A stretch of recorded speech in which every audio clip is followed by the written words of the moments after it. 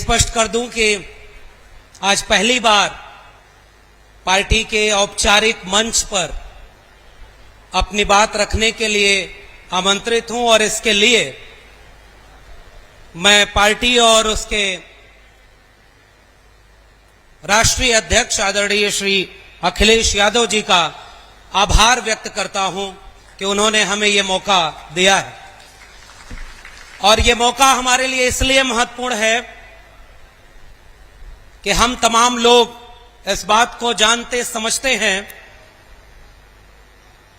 जब पूरे मोहल्ले और गांव में आग लगी हो तो इस बात का इंतजार नहीं किया जाता कि जब तक आग आपके घर तक न पहुंचे तब तक आप उसे बुझाने के लिए आगे ना आए।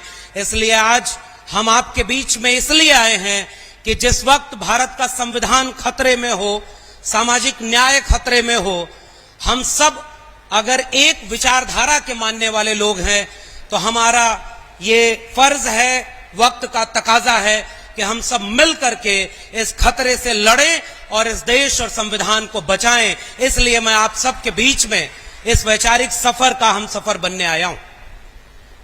और आज के इस प्रशिक्षण शिविर में मुझे एक जिम्मेदारी सौंपी गई है कि जो इस समय इस पूरे प्रशिक्षण शिविर का सबसे बुनियादी विषय है, जो मुद्दा है, किस मुद्दे पर हम आम आवाम के बीच जाएंगे, कैसे उन्हें समझाएंगे कि संविधान खतरे में कैसे है और कैसे यह देश सबका देश बनेगा, उसके लिए एक बुनियादी विषय चुना गया है।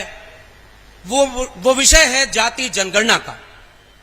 सबसे पहले इस विषय पर अपनी बात रखने के पहले समाजवादी आंदोलनों की जमीन उत्तर प्रदेश और बिहार को एक साथ अगर देखें तो उत्तर प्रदेश के लोगों, आपके लिए समाजवादी जमीन बिहार ने एक हिम्मत और हौसले का मौका दे दिया है।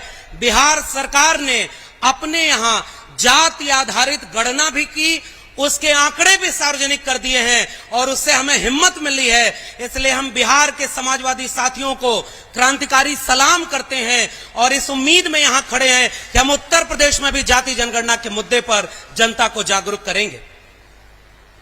और इस मुद्दे पर 3-4 बिंदु हैं जिसको लेकर के बात होनी चाहिए।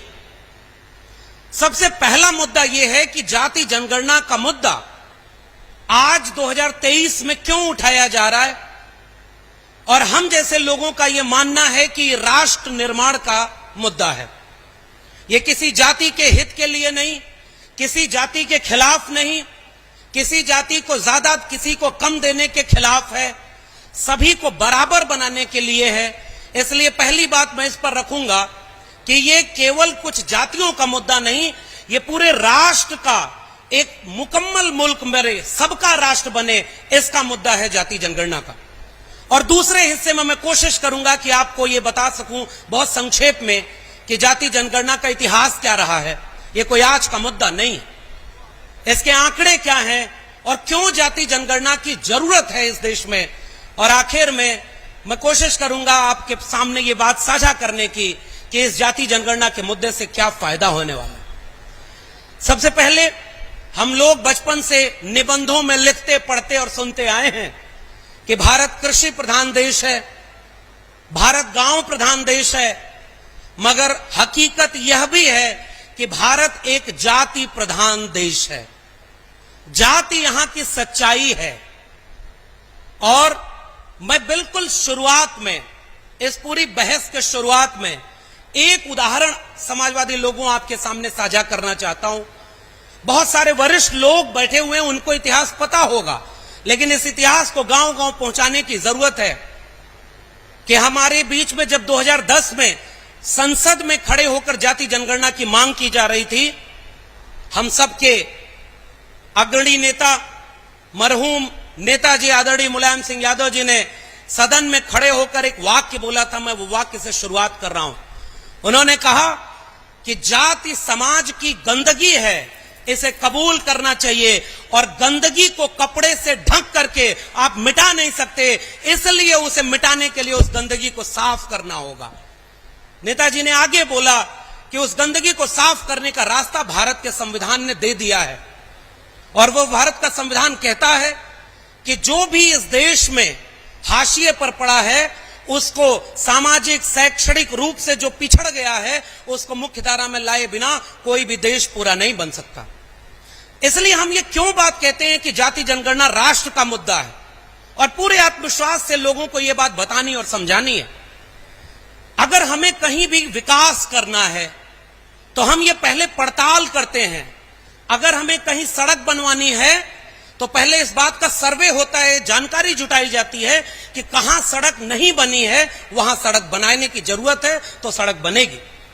कहां नाली नहीं बनी है तो पहले आंकड़े जुटाए जाएंगे, किसके पास घर नहीं है उसके आंकड़े जुटाए जाएंगे। ऐसे विकास नहीं होता कि जहां सड़क बनी है उसी पर और सड़क बनती रहे, जिसके पास घर है उसके पास और घर मिलता रहे। इसलिए राष्ट्र तब चलेगा जब उसे पता हो कि किसके पास कितना है और किसके पास क्या नहीं है। ये आंकड़ा अगर नहीं है तो राष्ट्र के नियंता अपनी नीति नहीं बना सकते।